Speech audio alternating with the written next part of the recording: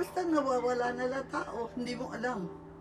Sabihin oh, ilagay mo yung isang tao na yun, nakita mo kahapon, the next day, sabi na si gano'n, wala. Kinuha, pinatay na. Ganoon yun, walang hustisya.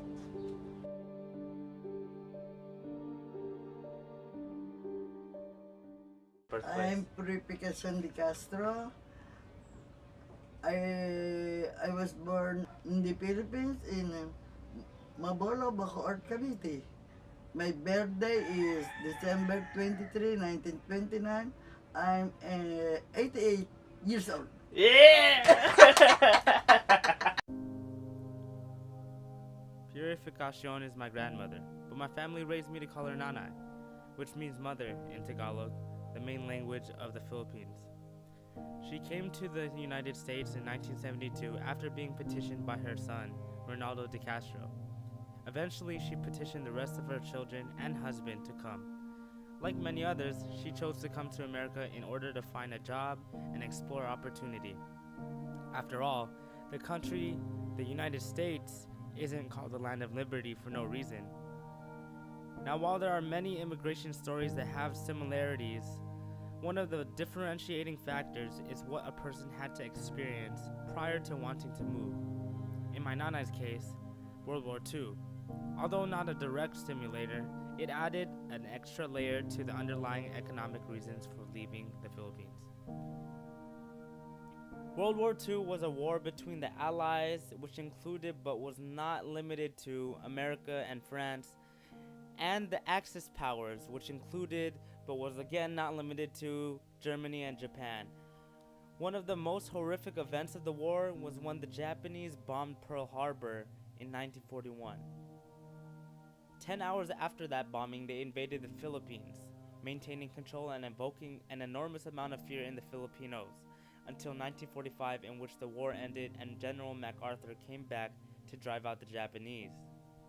The day the Japanese invaded, they bombed several sites. My Nanay woke up to the one in Cavite City, which is home to an American base.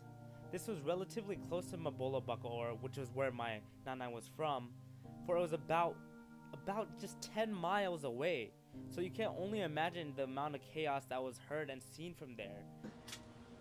Nagbabaksak sila ng bomba, maraming aeroplano, everywhere. Yeah.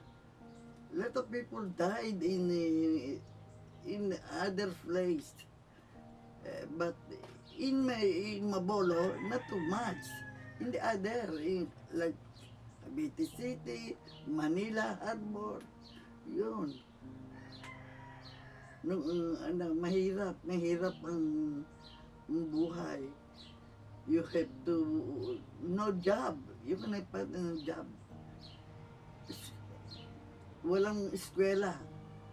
The school is closed. Yeah. Every time the Japanese is coming, or all the people is inside. I think because of this invasion, my Nana was stripped from her education.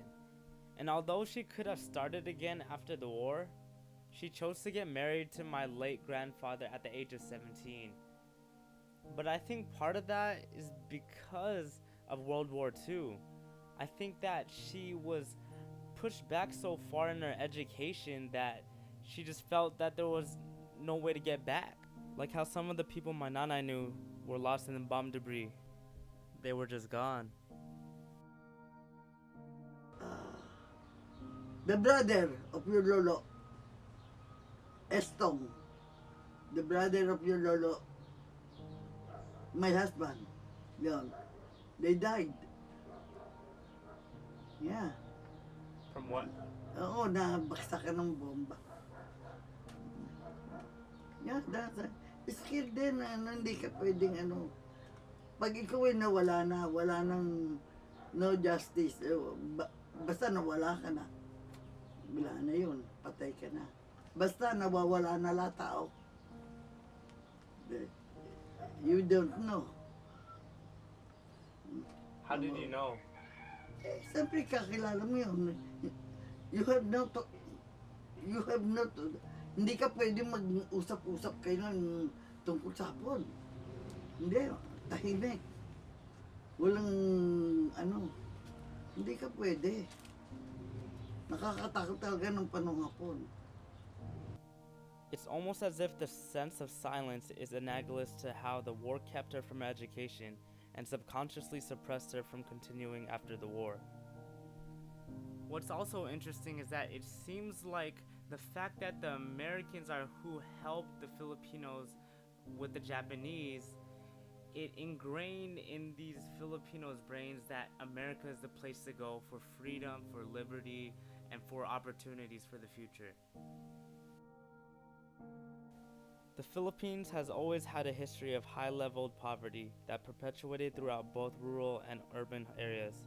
So regardless of the events in World War II, there was already limited opportunities in the country.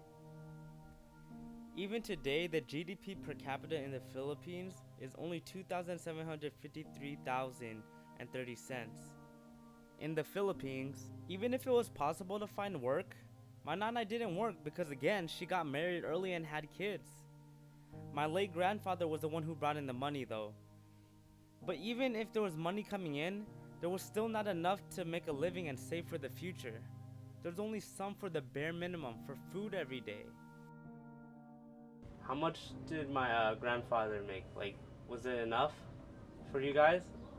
Yeah, but yun na, nung araw, hindi expensive ang mga pagkain. Hindi, tama, nakakapag-aral, mura lang naman ang mga mura, ayos lang. You have to earn this day, you have earn and buy food. Tomorrow you have to another, mangingita, you have to buy food. No money, you have thousand in the bank. No bank. There's no bank? No. We have, there is men, but us, no. Good thing my uncle joined the Navy and petitioned my nanay to come here, because that allowed her to work and support her family financially, and it also allowed her to petition and bring the rest of her family to find success in America. January 10, 1972, I come here, and easy to get work. Because January I come here, February I have my work in the cannery. I earn $2.50 an hour. An hour, $2.50. That's I have to work 5 days, and sometimes we have overtime. But very cheap the apartment, only 195, 2 bedroom. Very cheap. But not too much expensive the food. You can buy 1 dozen egg with $10. 10 cents. Only 1,000 egg, 10 cents. Although she also said that food in the Philippines was fairly cheap, the ratio between income and price was much better in America in her perspective. All in all, I believe that World War II subconsciously pushed my grandmother to come to America because of how it further took away opportunities by halting her education. So are you happy that you came here with your family? Yeah, I'm happy because I have work. Nakabili ako nito. Masarap dito dahil hindi ka rin naghahanap ng pagkain, may pagkain dito. May tumutulong siya, di ba? Mayroong mga food stamp, may mga ano. I think it's cool to know that my nanay chose to go to America to work and do more so that her children and her grandchildren would have a better chance and more opportunities. I guess one thing to take from this is that some people are given many opportunities and some rarely get them. So when you do see one to do better, do something.